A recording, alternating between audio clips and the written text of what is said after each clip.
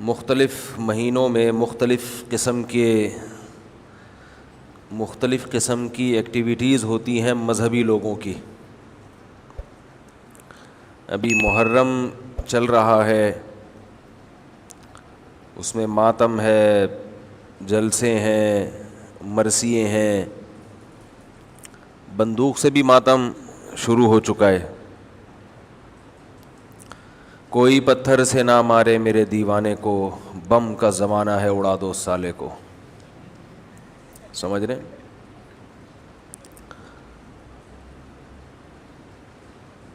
تو پتہ نہیں کیا ہوتا چلا جا رہا ہے، ہر دفعہ کوئی نئی سے نئی چیزیں آ رہی ہیں. ربیع الاول آئے گا تو اس میں بھی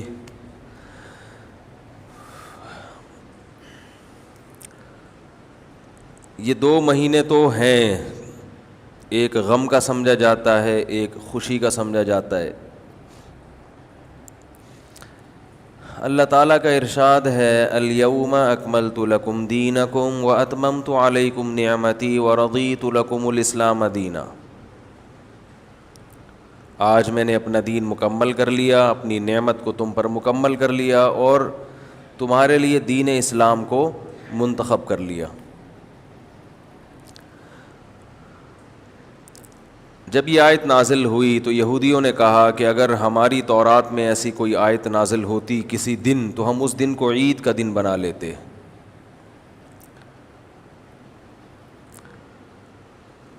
مسئلہ یہ ہے کہ انسان جب عملی زندگی سے دور ہوتا ہے تو پھر وہ اس طرح کی ایکٹیویٹیز میں زیادہ دلچسپیاں لیتا ہے. جو عمل کرنے والے ہوتے ہیں ان کے پاس تو وقت ہی نہیں بچتا. ایسا امیج ہم نے اسلام کا دنیا میں قائم کر دیا ہے کہ اسے دیکھ کر کوئی غیر مسلم ہماری طرف کبھی بھی مائل نہیں ہوگا. کچھ دن پہلے ایک غیر مسلم ادارہ تھا جس سے میرا تھوڑا سا ایک واسطہ پڑا، زیادہ ڈیٹیل میں نہیں جاؤں گا.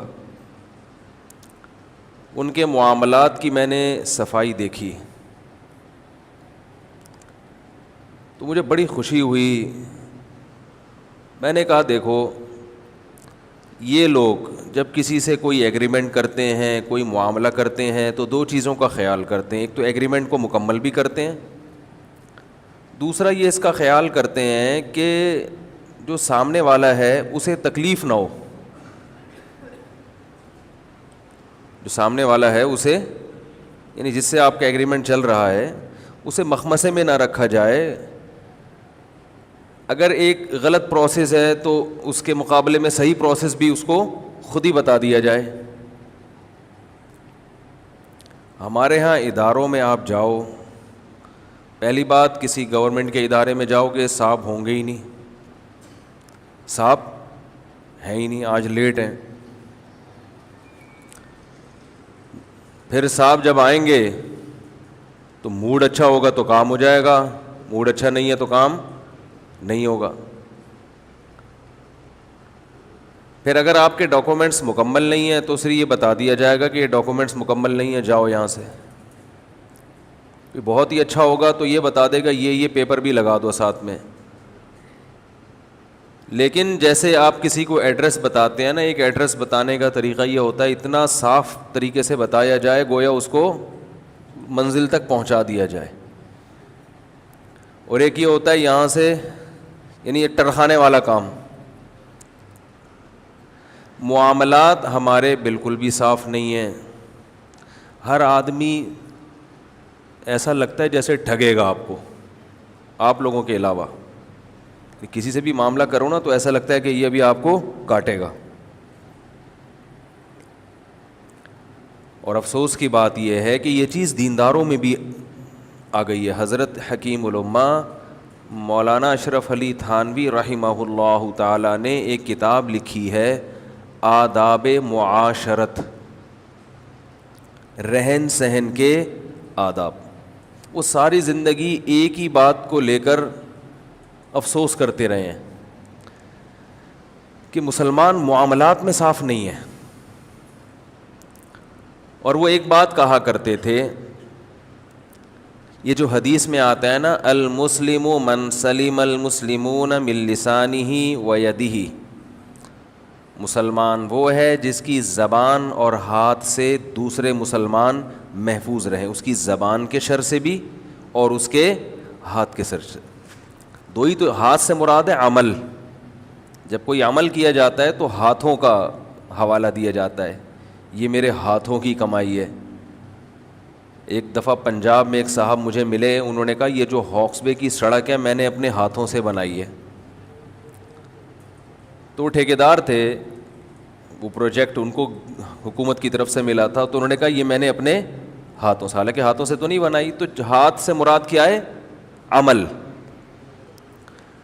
تو حدیث کا مطلب یہ ہوا کہ آپ کی زبان کے شر سے بھی دوسرا محفوظ رہے اور آپ کے عمل کے شر سے بھی دوسرا محفوظ رہے۔ ایسا کوئی کام نہ کیا جائے جس سے دوسرے کو تکلیف ہو، اور ایسی کوئی بات نہ کی جائے جس سے دوسرے کو تکلیف ہو۔ بات کرنے کا اسٹائل اگر ایسا ہے جس سے دوسرے کو تکلیف ہو رہی ہے تو یہ بھی آپ کے کاموں میں داخل ہے، یعنی آپ ایسا کام کر رہے ہیں جس سے دوسرے کو، بولو بھائی، تکلیف ہو رہی۔ بعض دفعہ بات اچھی ہوتی ہے، اسٹائل اچھا نہیں ہوتا۔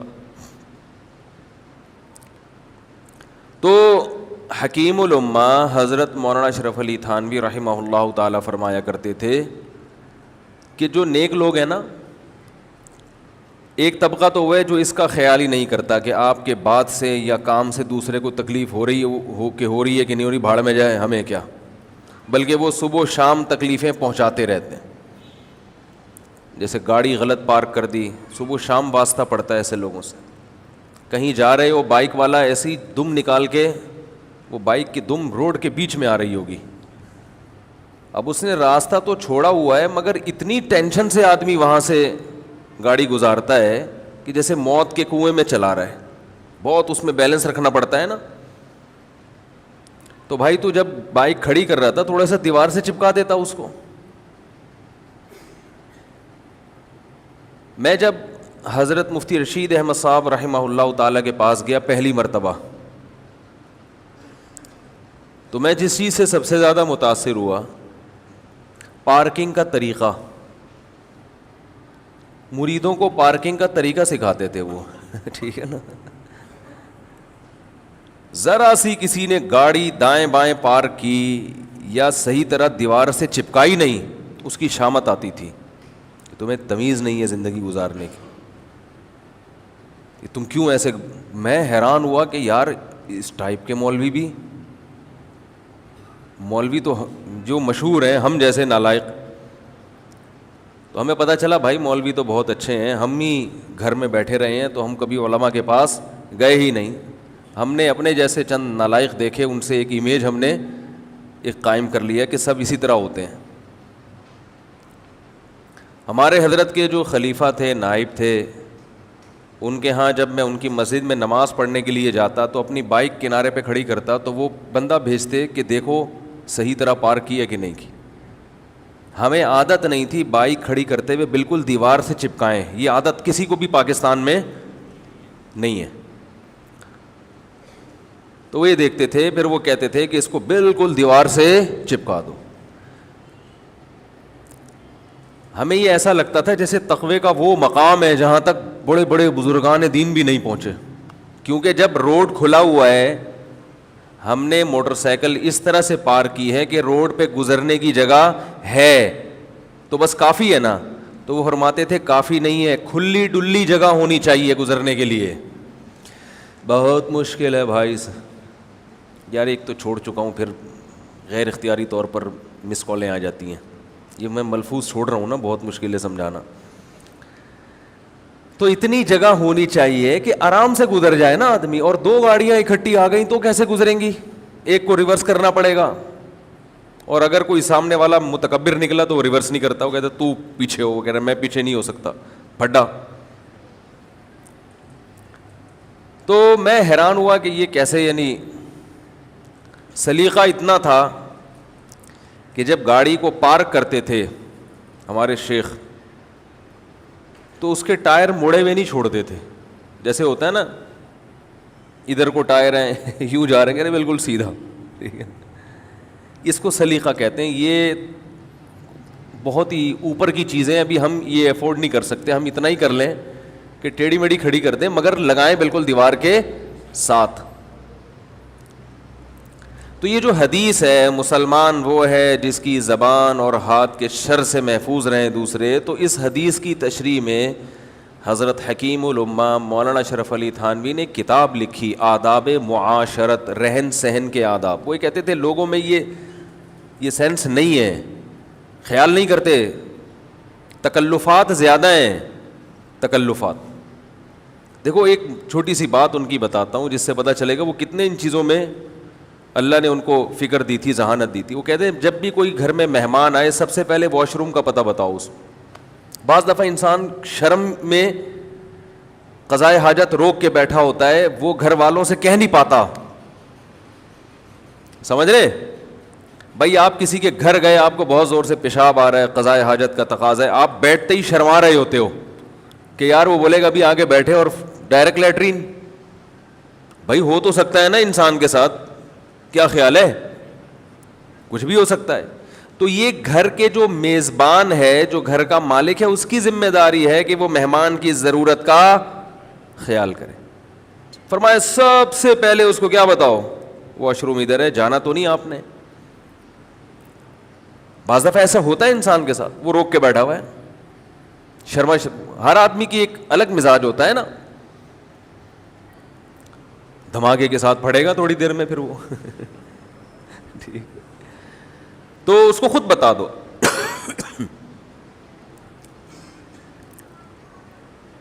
تو وہ فرمایا کرتے تھے کہ یہ جو حدیث ہے, اچھا آداب معاشرت میں انہوں نے اسی طرح کی چیزیں لکھی. کتاب خرید لیں کہیں سے, بہت کام آئے گی انشاءاللہ, کہ لوگ کن چیزوں میں خیال نہیں کرتے دوسروں کا. اور احادیث جمع کی ہیں بہت ساری کہ رسول اللہ صلی اللہ علیہ وسلم نے کس قدر خیال کیا ہے چھوٹی چھوٹی باتوں میں کہ کسی کو عمل سے تکلیف نہ ہو. دیکھو کندھے پھلانگ کے آنا یہ ناجائز ہے, گناہ ہے. حالانکہ کندھے پھلانگنے سے کیا ہوتا ہے, کیا وہ قد چھوٹا ہو جائے گا جس کے اوپر سے چھلانگ مار کے آئے ہیں آپ؟ کچھ بھی نہیں ہوتا, لیکن تکلیف ہوتی ہے. دوسرا آ رہا ہے ادھر سے, دھکا لگے گا تھوڑا سا آپ کو. نبی صلی اللہ علیہ وسلم نے ارشاد فرمایا کوئی شخص کسی جگہ پہ بیٹھا ہے, اٹھ کے جائے کسی کام سے, اس کی جگہ پہ مت بیٹھو, وہ اس کا حقدار ہے. اس کی پرمیشن کے بغیر آپ اس کی جگہ پہ, وہ تو بیچارہ بیٹھا تھا تو کسی ضرورت سے جانا پڑ گیا, اس کو تکلیف ہوگی, یار میں بیٹھا ہوا تھا آپ آگے بیٹھ گئے. اب بتاؤ مجھے ایک بات, جس شریعت میں اس کو برداشت نہیں کیا گیا کہ کسی جگہ پہ ایک انسان تھوڑی دیر کے لیے بیٹھا ہے جو اس کی ذاتی ملکیت نہیں ہے, اور جا بھی خود ہی اٹھ کے رہا ہے, لیکن اس کا یہ رائٹ ہے کہ ایک بالش کی جگہ پر کوئی دوسرا آ کے نہ بیٹھے, تو اس ایک بالش کی عارضی ملکیت کا اتنا خیال کیا گیا تو 240 گز کے پلاٹ جو آپ کو وراثت میں ملا تھا اس پہ اگر کوئی قبضہ کر لے, بھائی یا بہن یا ماموں یا چاچو, اس کو شریعت برداشت کر لے گی؟ کیا ہو گیا بھائی ہے؟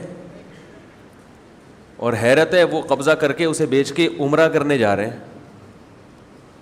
لوگ ایسا کرتے ہیں, وراثت کا مال کھا کے کہاں جاتے ہیں, ارے تو کچھ اور کر لیتا, تو بندوق خرید کے ڈکیتیاں شروع کر دیتا. ہم کہتے ہیں یار تیرا کام ہی یہی ہے, تو ظاہر ہے جب ڈکیتی کرنی ہے تو پھر حلال کما کے تھوڑی کرتا ہے انسان. ارے کسی نے ڈکیتی کرنی ہے تو یہ ضروری ہے کہ حلال پستول ہو. جب کام ہی حرام کرنے ہیں سارے تو حلال حرام کیا؟ وہی بات اکثر بتاتا ہوں نا کہ چوری کی مرغی ہے تو پھر کہیں سے بھی ذبح کر کے کھا لو, گردن مروڑ کے کھا لو, وہ تو حرام کی حرام ہی رہے گی نا. چوری کی مرغی کو باقاعدہ سیدھے ہاتھ سے قبلہ رخ لٹا کے اور بسم اللہ اللہ اکبر,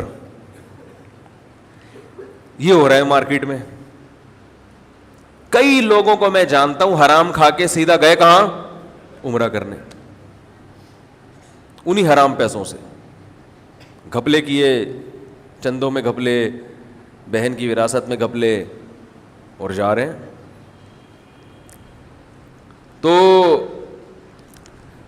حکیم الامہ نے بہت ساری مثال, تو میں یہ بتا رہا تھا, دیکھو اتنی سی جگہ پہ قبضہ کرنے کی اجازت نہیں دی, کیونکہ اس سے انسان کو تکلیف ہوتی ہے, آپ اس کی جگہ پہ آگے بیٹھ گئے.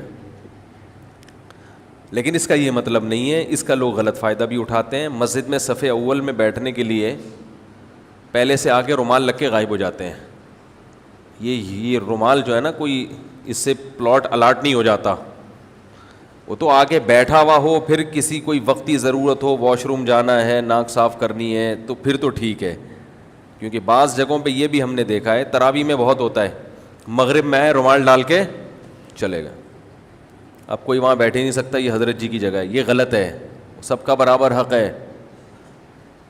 ہمارے شیخ حضرت مفتی رشید احمد صاحب نے رحمہ اللہ نے حرم میں ایک بڑا دلچسپ واقعہ دیکھا, آگے بتایا. وہ بعض جگہ ایسے ہوتا ہے نا, مسجد حرام میں اگلی صفوں میں جگہیں فکس کر لی جاتی ہیں. وہ کرتے ہیں سیکیورٹی کے لحاظ سے, کہ ایسا ہر آدمی کو اجازت دے دی جائے تو بعض دفعہ خطرہ ہوتا ہے کوئی دہشت گرد نہ آ گیا ہو. لیکن جو عرب کے بدو ہیں اس بیچارے کو کیا پتہ. تو ایک بدو دیہاتی عرب کا کھڑا ہوا, تو حکومت کے کچھ اہلکار آئے, انہوں نے کہا آپ یہاں سے ہٹ جاؤ, یہاں فلاں وزیر کھڑے ہوں گے یا فلاں صاحب کھڑے ہوں گے. تو وہ بدو کہتا ہے گل لا الہ الا اللہ. آج کل کی عربی میں قل کو گل کہتے ہیں. اسے کہہ رہے کلمہ پڑھو کلمہ, ٹھیک ہے نا, یہ اللہ کی, یعنی یہ مسجد ہے, اللہ کا گھر ہے, اس میں وزیر اور وہ سب برابر ہے, یہ تم تو اسلام سے ہی خارج ہو گئے, ایسی باتیں کر رہے ہو. تو ہمارے حضرت کو اس بدو کا اسٹائل بڑا پسند آ رہا تھا, کہ اس کی سادگی اور اس کا ایمان, کہ وہ بار بار یہ الفاظ, جب بھی وہ اس کو وہ ہٹانے کی کوشش کر رہے شرطے, وہ کہہ رہے ہیں گل لا الہ الا اللہ, کلمہ پڑھو کلمہ. اللہ کا گھر ہے جہاں جو مرضی کھڑا ہو جائے.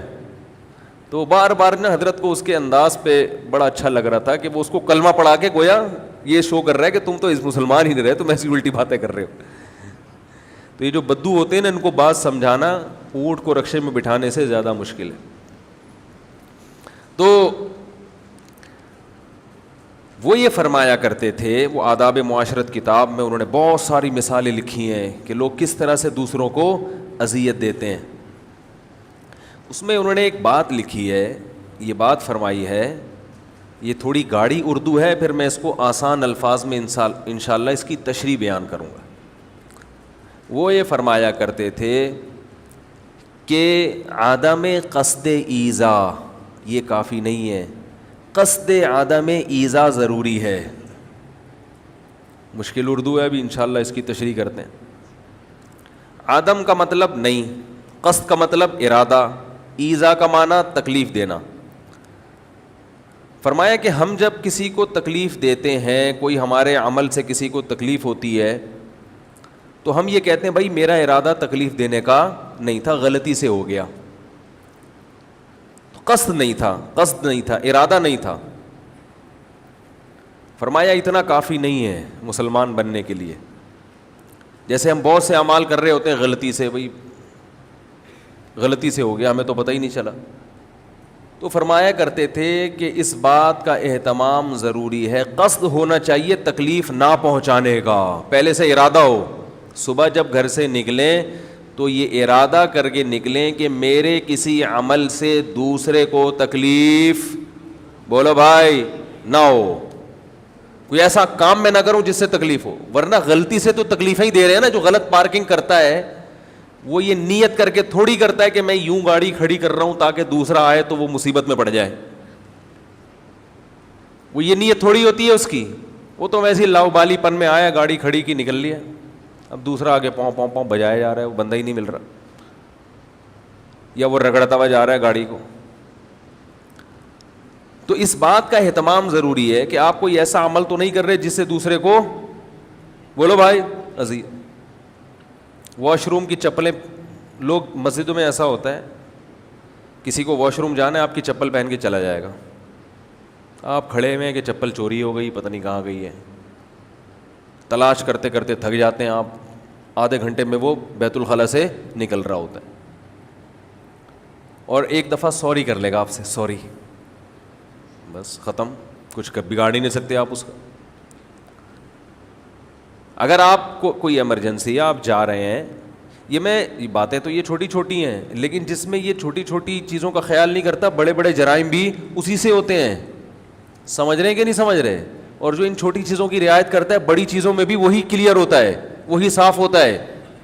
ارے بابا بھائی, جو کسی کی جگہ پہ بغیر اجازت نہیں بیٹھ رہا, تو کسی کے پلاٹ پہ بغیر اجازت آ کے بیٹھے گا؟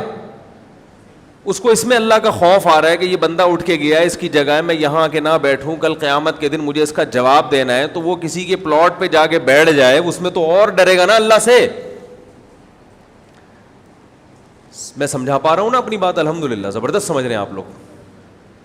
وہ لوگ مجھے کہتے ہیں ہم کو بیوقوف تھوڑی ہے یا آپ بار بار پوچھتے ہو, تو میں اس لیے تھوڑی حوصلہ افزائی کر رہا ہوں. وہ تقیہ کلام بن چکا ہے, چھوڑنے کی کوشش میں لگا ہوا ہوں. تو یہ جو چھوٹی چھوٹی چیزوں کی, ہاں لیٹرین میں چلے جاتے ہیں چپل پہن کے, اور جب واپس آتے ہیں وہ چپلیں گیلی ہوتی ہیں.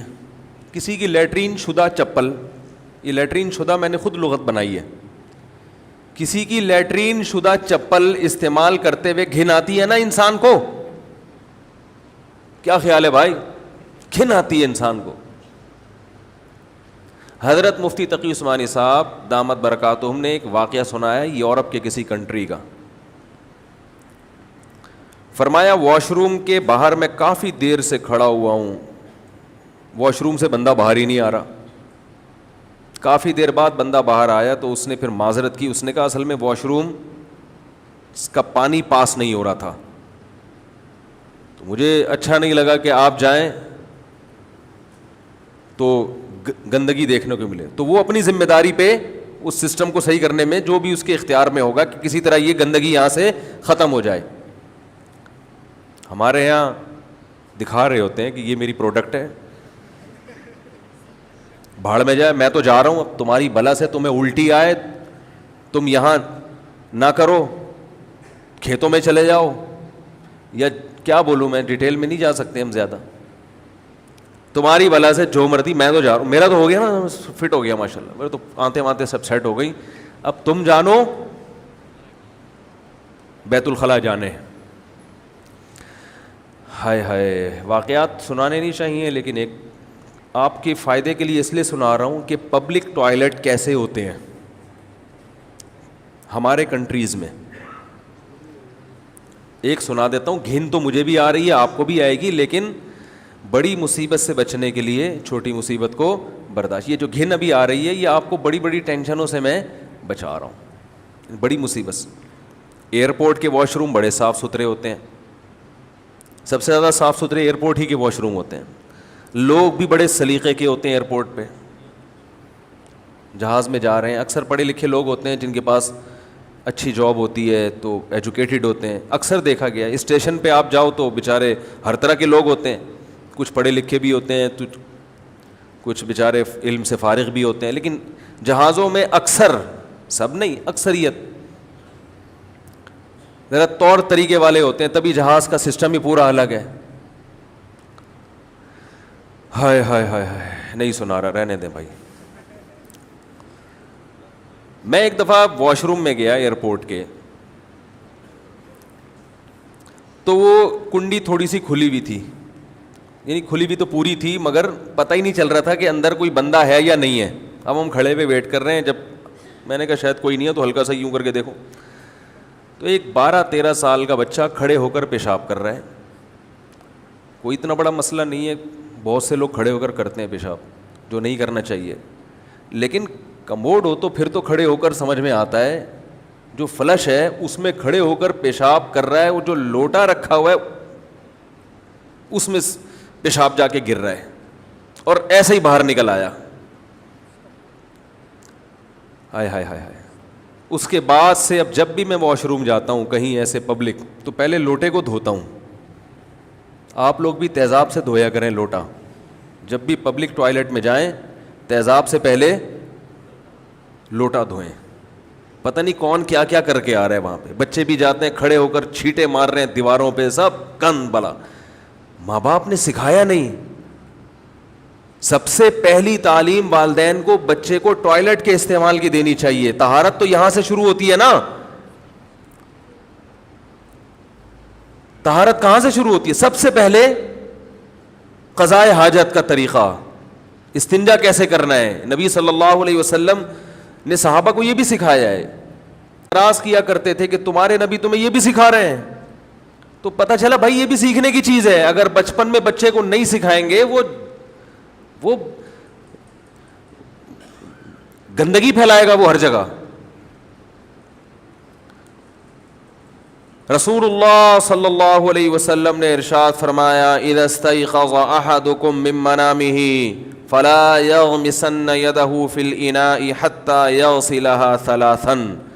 یہ آداب سکھائے جا رہے ہیں. فرمایا جب صبح بیدار ہو, اس زمانے میں نل کے نہیں ہوتے تھے, بالٹی میں ہاتھ ڈال کے پانی نکالنا پڑتا تھا. فرمایا ہرگز ہرگز ہرگز بالٹی میں ہاتھ مت ڈالو. حالانکہ صبح ہم اٹھے ہیں تو ہمیں کوئی ہاتھ پہ گندگی نظر نہیں آ رہی, لیکن بھائی ممکن ہے کہ رات فَإِنَّهُ لَا يَدْرِي أَيْنَ بَاتَتْ يَدُهُ. فرمایا اس کو پتہ نہیں اس کے ہاتھ نے رات کہاں گزاری ہے. ہو سکتا ہے ہاتھ شرمگاہ پہ لگ گیا ہو سکتا ہے کوئی گندگی آ گئی ہے اس پہ. فرمایا پہلے 3 دفعہ اس کو الگ سے دھو, کسی مگے کے ذریعے یا کسی اور طریقے سے. کچھ بھی نہیں ہو تو پھر علماء کہتے ہیں تھوڑا سا چلو بھر پانی لے کے اچھی طرح ہاتھ دھو لے, مجبوری ہے.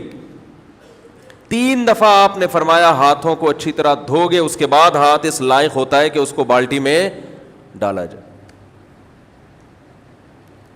یہ رسول اللہ صلی اللہ علیہ وسلم مسلمانوں کو کیا سکھا رہے ہیں؟ بولو بھائی, صفائی, طہارت, کہ پانی کو تو گندا مت کرو. اور یہ کھڑے ہو کر ادھر ادھر چھیٹیں جا رہی ہیں, اور وہی پینٹ چڑھا کے, نہ کوئی استنجا, وہی پیشاب کے قطرے بھی ٹپک رہے ہوں گے, اور بچہ بھی پڑھا لکھا لگ رہا تھا.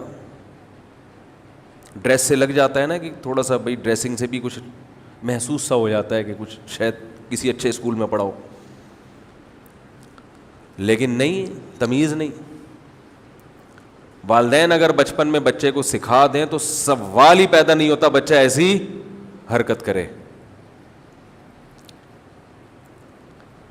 تو بہت معذرت چاہتا ہوں, اتنا گندا واقعہ میں نے سنایا, لیکن یہ بتانے کے لیے کہ جو پبلک ٹوائلٹ ہیں ان میں بہت احتیاط کیا کریں. اب لوٹے کو نہ دھوئیں جا کے, وہمی نہ بنے, لیکن یہ کہ احتیاط کیا کریں, کچھ بھروسہ نہیں ہے کیا ہو رہا ہے. یہ جو بھنگی بیچارے ایئرپورٹ کے باہر ہوتے ہیں نا, جو ہر وقت صاف کر رہے ہوتے ہیں, ان کی 1 دن کی چھٹی کر دو, 1 دن کی چھٹی کر دو, پھر دیکھو حال کیا ہوگا واش رومز کا, پھر دیکھو حال کیا ہوگا. 1 گھنٹے کی ہاں چھٹی کر کے دیکھو, پھر دیکھو حالات کیا ہوں گے. قوم میں سب کی بات نہیں بار بار بتا رہا ہوں بھائی, آپ لوگ کے علاوہ قوم میں واش روم کو استعمال کرنے کا سلیقہ نہیں ہے. بات سے بات چلنے کے لیے تو تھوڑی سی گندی باتیں اور بھی کر لیتے ہیں, کیا کریں. ہمارے حضرت تو صفائی کے بہت زیادہ خیال کیا کرتے تھے. ہمیں یاد ہے ایک طالب علم واش روم سے باہر آیا تو ہمارے حضرت کے خلیفہ تھے, نائب تھے, ان کو واش روم جانا تھا, وہ گئے تو واپس آ گئے ایک دم. انہوں نے کہا بھائی اس کو صاف تو کرو. وہ طالب علم نے کہا کہ صاف ہے, کچھ بھی نظر نہیں آ رہا. تو انہوں نے کہا یہ جو گندگی ہے نا, اب کیا بتائیں, بس اس میں اچھی طرح پانی بہا دیا کرو. خلاصہ یہ نکلا, اپنی گندگی کسی کو دکھاؤ مت. تو والدین کو چاہیے کہ خود بھی یہ چیزوں پر عمل کریں. بھائی بچوں کو سب سے پہلے کیا سکھانا ہے بچوں کو؟ کھانے کے آداب بعد میں سکھائیں, ٹھیک ہے نا. کپڑے استری کرنا بعد میں سکھائیں, پرفیوم کا استعمال بعد میں سکھائیں. سب سے پہلے کیا سکھانا ہے؟ اور یہ قرآن کی تعلیمات ہیں. قرآن میں سب سے پہلا حکم جو نازل ہوا ہے علم کے بعد, علم تو سیکھنے کی ترغیب ہے نا, اب سیکھا کیا جائے, تو سورہ مدثر نازل ہوئی یا ایھا المدثر قم فانذر وربک فکبر وثیابک فطہر، رب کی کبریائی بیان کرو اور لباس کو پاک رکھو. اب بظاہر دونوں چیزوں میں کوئی جوڑ نظر آ رہا ہے؟ اے نبی کھڑے ہو کر اپنی قوم کو ڈرائیں. ڈرانا کہاں سے شروع کریں؟ اللہ کی کبریائی اور لباس کو پاک. اب یہ دونوں حکم عجیب، یعنی کوئی میچ نہیں کر رہے آپس میں. وَرَبَّكَ فَكَبِّرْ، اے نبی کھڑے ہو جائیں. ہوا کیا تھا جب پہلی سورت نازل ہوئی ہے اقرأ بسم ربک الذی خلق، اے محمد صلی اللہ علیہ وسلم پڑھیے اپنے رب کے نام سے جس نے پیدا کیا.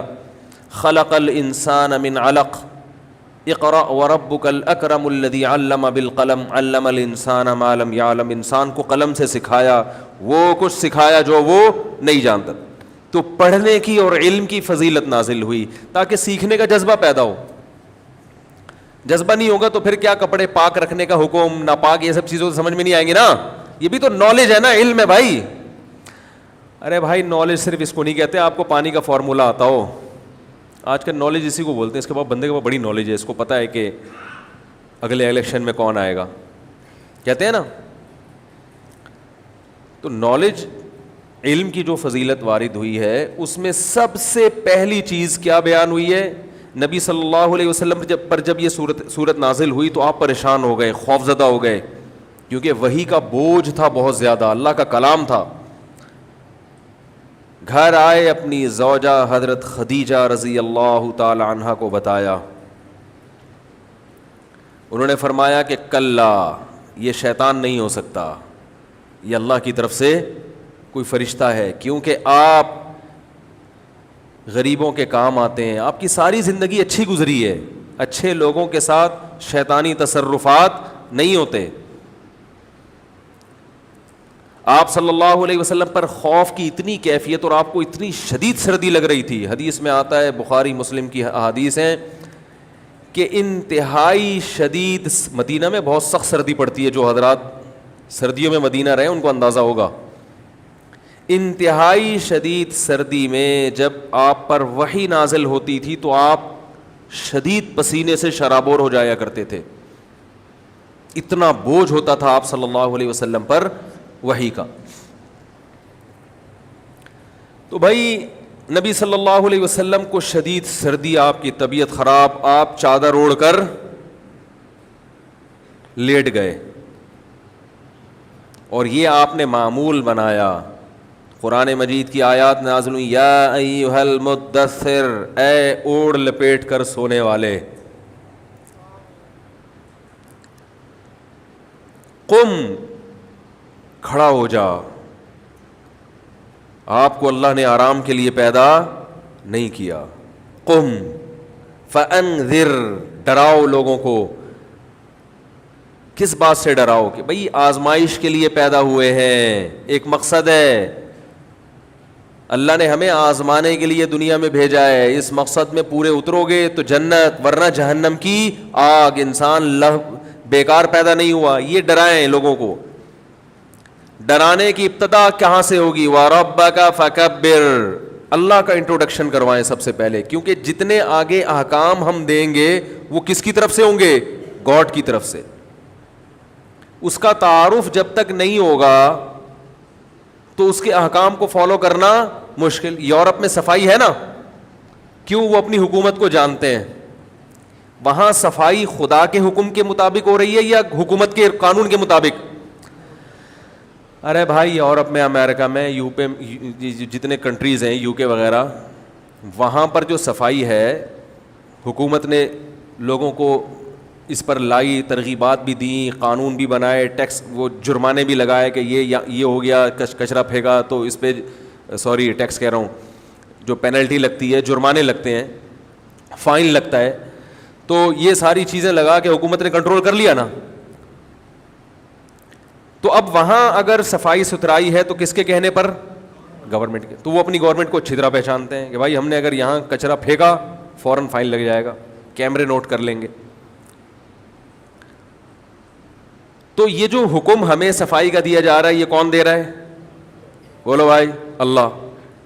اور جتنے بھی احکام ہیں وہ کون دے رہا ہے؟ تو اللہ کا سب سے پہلے تعارف ضروری ہے نا.